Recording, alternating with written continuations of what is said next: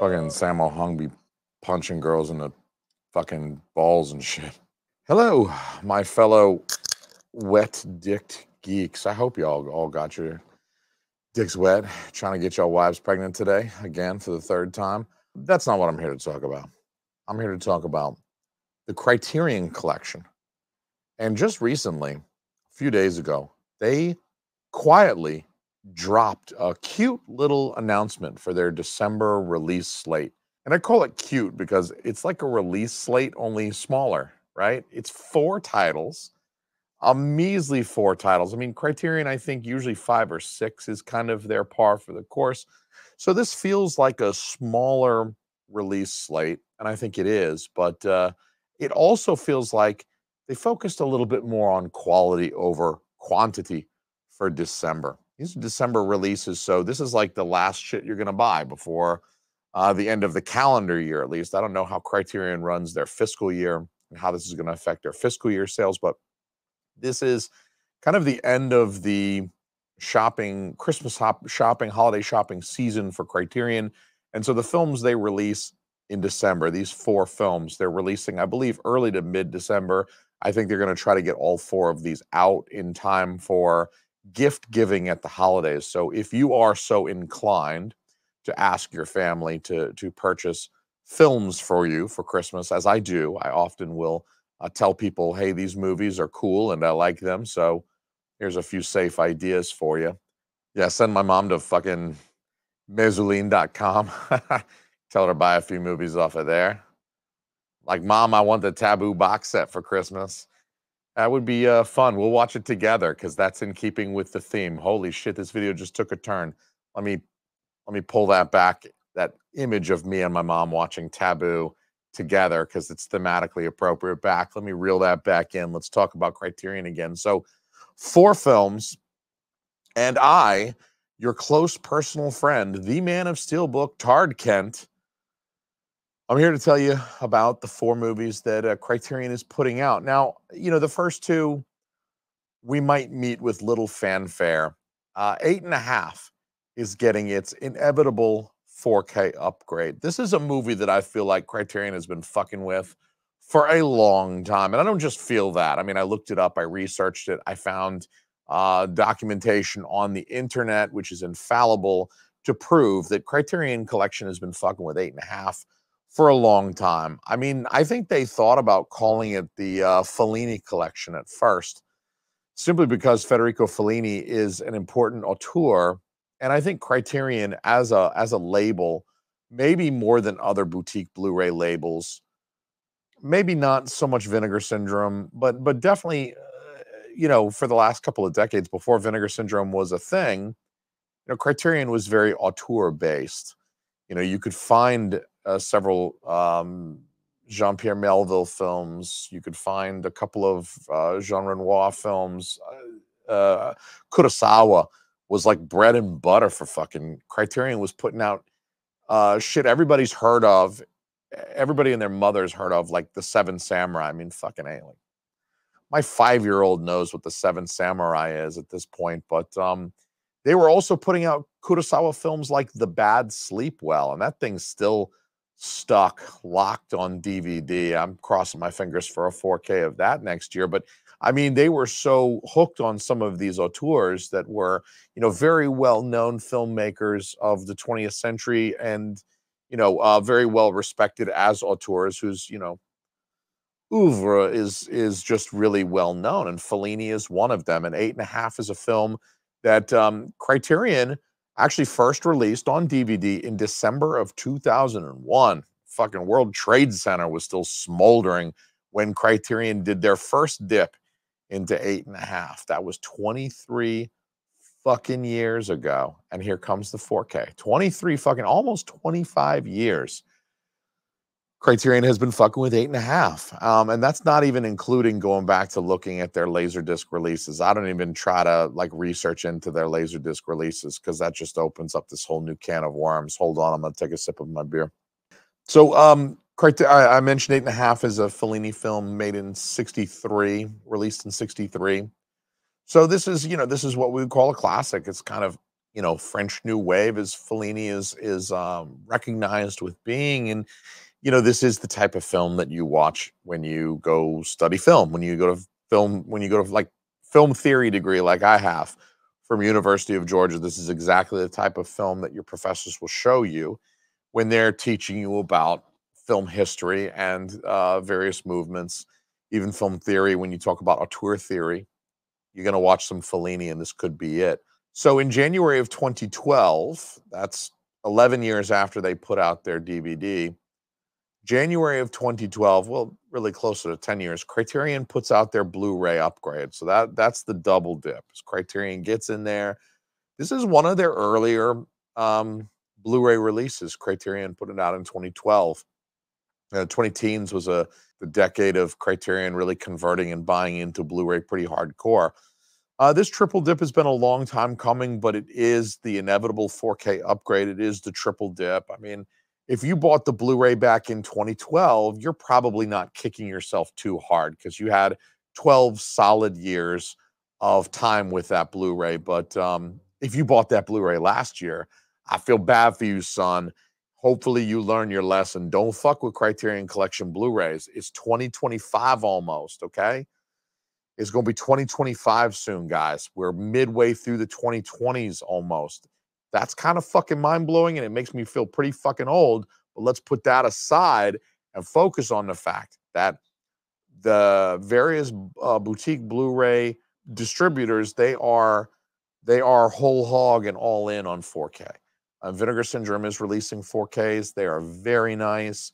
Criterion is putting out a lot of 4Ks, not everything exclusively on 4K, but a lot of Criterion releases are coming out on 4K, including these upgrades, but even new stuff too is getting, straight fast track to 4K. Scream and Shout Factory are doing a fuck ton of like rehashing 4Ks. So you got to expect it. And if you don't want to get effed in the A, I think you gotta dump the Blu-ray. Don't be buying Blu-rays in 2025. Make it your New Year's resolution to not get swindled and bamboozled into any Blu-rays in 2025. And then that way, you don't buy a Blu-ray that Criterion released in 2017 only for them to turn around and put the shit back out on 4K a month after you bought the Blu-ray. So just be smart, okay? Be smart. Think like I do, okay? Order you a fucking Panasonic UB820 for $500. Just find some change in your couch and order a $500 player and start playing the 4K discs, and fuck Blu-ray, because the 4K is the way to go, especially for seminal works like the type of shit Criterion puts out. Surely there will never be anything upgraded after 4K. Like, we're all sinking all of our money, all of our funds, all of our resources into 4K. We're all bought into 4K. We're done with DVD. We're done with Blu-ray. When it comes out on 4K, that's it. That's the terminal format. Surely there will never be anything after 4K to get more of our money in 10 years, right? Paris, Texas is also receiving its inevitable 4K upgrade. This one is one that was released by Criterion back in 2010, January of 2010. They released this on DVD and Blu-ray simultaneously in 2010. And this is a film by Wim Wenders. This is a perennially popular filmmaker amongst the Criterion collector types, and it proves the point that I was just spitting a minute ago, that Criterion Collection, I think, is foremost an auteur brand. It's an auteur-driven brand. Criterion has released, recently released Wenders' most recent feature, Perfect Days. That's from 2023. So he's still a working filmmaker, unlike Fellini, R.I.P. Fellini's not making new movies, but Wim Wenders is a living legend, as they say, and he's still producing films, including Perfect Days, which came out last year, and Criterion has recently released that to Blu-ray for everybody to go buy. So, Wings of Desire, Until the End of the World. There are several Wim Wenders films that Criterion has put out over the last 10 or so years, 12 years or so. And so, you can bone up on them vendors with the Criterion Collection while supporting the Criterion Collection if you so choose. I will caution you. I believe Wings of Desire has been given a 4K upgrade. So Wings of Desire you can go get on 4K today, just like Paris, Texas in December. You'll be able to get Paris, Texas, which this is Paris, Texas is you know it ought to be a pretty easy purchase for folks who don't already have the Blu-ray.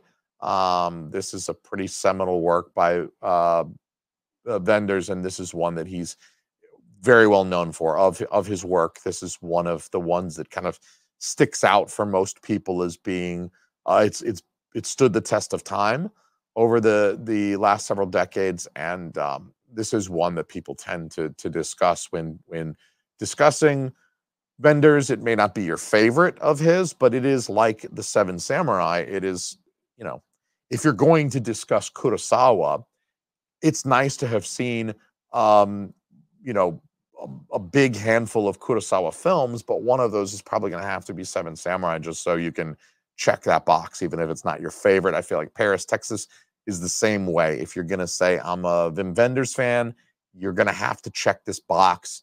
So here's your opportunity to check this box in 4K, motherfuckers. December, put that shit in your Christmas stocking. And so those are our two inevitable upgrades to 4K. They may not be super exciting because they're not novel releases to the Criterion Collection. These are films that have been in the Criterion Collection for a long time, but they're just getting a new format upgrade, which again should be fairly easy purchase for people who don't already own the Blu-ray. Although if you own the Blu-ray, you might hem and haw over it a little bit. Like, how much do you really love the movie? Are you going to rewatch it a whole bunch? Questions to ask yourself if you're thinking about making the upgrade. Now, new movies. We got two new movies coming out that are brand new to the Criterion Collection. These are new spine numbers. And the first of which is Eastern Condors. This is a Blu-ray release, Blu-ray only. This is not receiving a 4K release, most unfortunately. But look, I'm all in for Eastern Condors. Period, zero, the end. Like, yeah, I wish it was 4K because I don't trust Criterion Collection entirely. I don't trust any, it's not just Criterion. I don't trust any boutique Blu-ray outfit. I don't even trust Vinegar Syndrome. And Vinegar Syndrome I trust more than most in this regard, to not double dip me and get in my ass twice on the same movie. But Shout and Scream Factory, Criterion, and Arrow are the three that I think of that are really doing this, mainly because they've been around for so long that they spent all of the 20 teens releasing their movies on Blu-ray. And so now what do? They want to make some money in the 2020s, so they've got to go back into the back catalog of films. So part of it is because Criterion, Arrow, Shout Factory, Scream Factory, they've been around for so long, so much longer than some of the more new. You don't really think Radiance. It's not been around for 20 years. Criterion's been around since the 80s. They're putting out laser discs in the 80s. So, they have a large back catalog. And look, you can't even really be upset at Criterion for releasing movies on DVD in 2005 and then releasing them on 4K in 2023, even though it does hurt to double and triple dip on films. That's the nature more of the transient nature of the physical media ecosystem. TVs get better. They release better TVs with better, just better resolutions, better everything. I mean, the OLED is a big upgrade. They release better players, like the Panasonic line of players, the UB820, the UB9000. I mean, they release these. So the ecosystem upgrades, and of course now, you can upgrade the discs and take advantage of that upgraded ecosystem. And so part of it is just we're not watching on the same technology. We're not using the same hardware that we were 20 years ago in 2004. So, everything upgrades, and that's unfortunate. But so I almost, there's a part of me that doesn't trust Criterion. Like, they're going to come back at me in 2028 and they're going to want me to buy Eastern Condors in 4K. I'm a little bit like, get a little slanty-eyed, little Clint Eastwood on. I'm like, all right, motherfucker, I see you putting this shit out in Blu-ray, hoping I won't fucking notice. I'm gonna buy this shit, and then in 3 years, you're going to put it out on 4K, and I'm not going to fucking smack my table and alarm my children at dinner time looking at my phone. Not supposed to be looking at my phone at dinner time, all right? Don't look at your phone at dinner time. Engage with your family. The 4K will be out in 2028, guys. I'll be making a video about that in a few years. This is a 1987 film, Eastern Condors is. It is directed by and stars Sammo Hung, the man who is well known by everybody on the internet for punching women in the dick. So if the woman has a dick and balls, Sammo Hung is going to punch that bitch right on her fucking nutsack. I love it. I love it. That's worth $25 for a Blu-ray right there is all I got to say. If that's not enough to get you hard, Eastern Condors also stars Yen Bao. Very talented martial artist. I love him. I love him in everything he's done with Sammo Hung. I love him in Dragons Forever. I love him in Righting Wrongs. How great was he in that movie? He kicked so much shit, and he didn't even have Sammo Hung or Jackie Chan kind of stealing scenes. So Yen Bao is, I think he's a little bit underrated. He definitely was underrated like a few decades ago when like everybody was jacking off to Rumble in the Bronx and shit like that. Happy Gilmore was still in the theaters. People were like, yeah, buddy. And nobody knew Yen Bao. Everybody thought I was fucking smoking crack or opium in this case. No racist. People thought I was smoking opium. But I think people are more and more, you know, thanks to Vinegar Syndrome, thanks to maybe a little bit Arrow. Arrow might have a 1 or 2 Yen Bao. I think he's in 1 or 2 of those Arrow videos I got over there. But what I'm saying is people are turned on to Yen Bao, and I'm telling you, he is a selling point of this film. Don't take my word for it. Go check the film out yourself, and then come back to me. Leave a comment down below and tell me that I was right, because I love hearing that shit. It's music to my ears. So we're gonna get the English dubbed cut of the film. It's an English dubbed kind of like a foreign kind of export release, and I think it is going to be a slight. I think it's a slightly different cut of the film. It's included as a special feature. So, you know, we're going to get the original cut, and then we're going to get this kind of, I don't know how different it's going to be because I haven't watched them side by side. I'll tell you what, I'll tell you in January how different they are. Give me December to buy the movie, watch it twice, and then I'll tell you side by side how different they are. But I always love that as a special feature from, you know, like the standpoint of somebody who's kind of a film history nut. Is that foreign films like Eastern Condors, which was made in Hong Kong for a Chinese-speaking audience, and then years later got exported to the United States when Hong Kong films, Chinese kung fu films, the work of Jackie Chan and Jet Li really blew up kind of mid-90s. They were digging up this old 80s shit that had Sammo Hung and Jackie Chan and Jet Li's old movies, and they were releasing it straight to DVD and VHS in the mid to late 90s, early 2000s. And you know, a movie like this maybe does get cut up at that time and dubbed and retranslated, and they change some of the music around.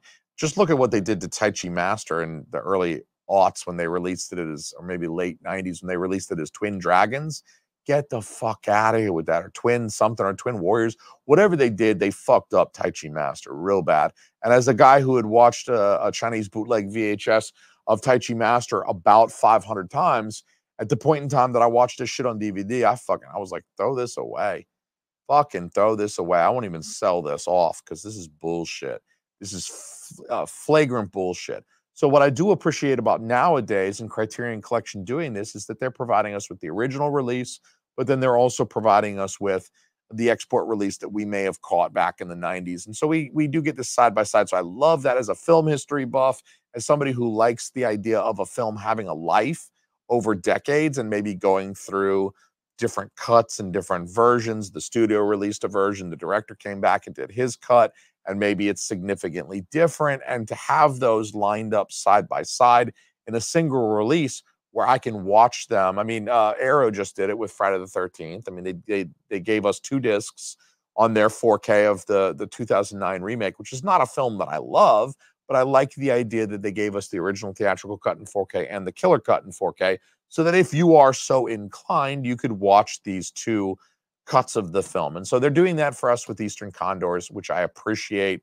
I think this is going to be a ton of fun. They're even throwing in some kind of like live performance from the 80s of this film or of part of this film. I don't know what that's about, but I'm looking forward to checking out some of the special features.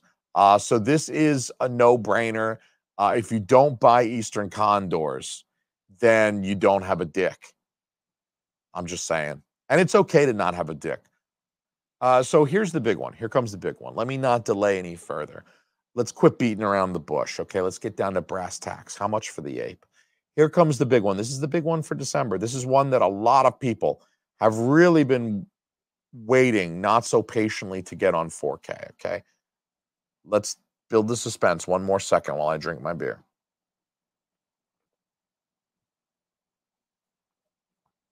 No Country for Old Men is coming to 4K and Blu-ray. That's right. No Country for Old Men finally getting its 4K release. People are very excited about that. People have been waiting for a long time to get this bad boy. And, it's another Coen Brothers film added to the Criterion collection. Criterion doesn't have a ton of Coen Brothers films, but I feel like they covet them. I feel like, if the Coen Brothers weren't quite such big sellers, the Criterion collection might have. It's sort of like Scorsese. Criterion collection would release any Scorsese film they could get their fucking mitts on. But the problem is movies like Goodfellas and Casino and shit, they sell too good. So Criterion gets Last Temptation of Christ. Criterion gets The Irishman, but they don't get Goodfellas. They don't get Casino. They don't get The Departed. They don't get those even Shutter Island. Criterion can't even get their poor hands on Shutter Island. So what I'm saying is the Coen Brothers are kind of in the same boat where they're very well respected. I would consider them to be auteurs because they do produce a body of work that's pretty consistent, and their vision tends to be very unique, and their films are consistently high quality. So I think certainly they qualify for that type of auteur, a modern day kind of living auteurs that I believe Criterion would be happy to release anything with their names on it, quite frankly. But stuff like Big Lebowski, stuff like gosh, what else have they done that's done big business? I think the Coen Brothers, Fargo. I mean, they've just done big business in the past, and so I think the studios are happy to re-release those with that, cut out a boutique middleman. But No Country for Old Men, this is a huge get for Criterion Collection because this is one of the short list of Coen Brothers films that's discussed for, just how incredible it is. 2007 film. I can't believe it's been that long. I believe this film, I can't remember when it was released in the year, but I want to say I saw this at Christmas time. My family, when we were younger, we had a tradition, before there were grandkids involved, we had a tradition of at Christmas time, we would all go see a movie together. Me, my folks, my brothers, some cousins, maybe my Aunt Lynn, who is pretty adventurous. She's still with us. She's pretty adventurous. We would go see films, and oftentimes, they were like Scorsese stuff, but it was always right around Christmas because that's when we got together in one geographical area where we could all go see a movie together. And that was just always fun. For a guy who loves movies and loves watching movies, loves going to see films in the theater, that's a treasured memory. And I think No Country for Old Men was one of the films that we all went to see kind of as a big group.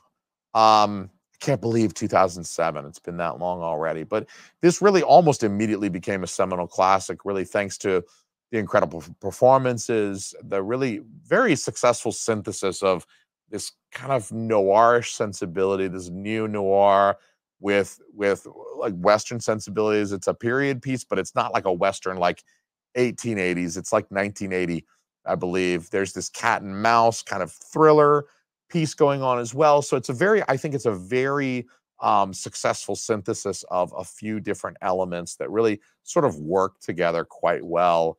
And it is probably the best adaptation of a Cormac McCarthy novel. So it gets a little bit of juice from having been, the work of a great American author who recently passed away. R.I.P. Brother Cormac. He passed away just last year, 2023, I believe, if I'm remembering correctly. But he just recently passed. No Country for Old Men is just one of those, in my opinion, increasingly rare films that is really well recognized by like the Academy Awards and other film, awards and stuff like that. The Grammys and shit. Just kidding. But it's also like really just a great movie, kind of standing on its own, like without any accolades, without somebody telling you it's a Best Picture winner, without somebody telling you that such and such was nominated and so won. It is one of those films that you can watch and you can say, this was a fantastic movie. This was a great film. And forget about whether or not it won any awards, because there are some wonderful films that did not win Best Picture when maybe they should have. I'm looking at you, Goodfellas, to mention Scorsese again. I just feel like most of shit, especially in more recent years, maybe most of the shit that gets nominated, it's like god awful slogs. They really just made to garner awards. I call them Oscar bait. My wife likes that genre. That's like her favorite genre, is Oscar bait films and shit like that. If every movie was Moonlight to her, she'd be happy, but I don't think I would. But I think first and foremost, No Country for Old Men is a crowd-pleasing film, on top of being something that's well made that could be recognized by the Academy. In fact, No Country for Old Men won Best Picture, Best Director for the Coen brothers. Those are two big ones. Best Supporting Actor for Javier Bardem, and Best Adapted Screenplay. So all of that very well deserved. You've also got Tommy Lee Jones. You've also got a motherfucker from Goonies, a fucking Thanos motherfucker. The cover art choice is interesting. I like the image. I like the image here, but I'm not sure how I feel about the sepia, like the whole thing being kind of the sepia tint. But it does beat the shit out of this original poster, though. I don't like that one at all. Anyway, buy this fucking movie or you're a bitch. Buy it on 4K. Watch it on your Panasonic UB820 if you're not a bitch. So again, it was a small slate for December. I managed to keep this less than 30 minutes. Boom. But I think it's a nice one. I'm looking forward to several of these releases. Certainly Eastern Condors and No Country for Old Men. I'm very thirsty for those two. And I do mean that in the sense that I do want to rub my penis on both of those films, in and on both of those movies, and it's going to be good. So great additions to the collection for those two brand new releases. Really looking forward to watching No Country for Old Men in 4K.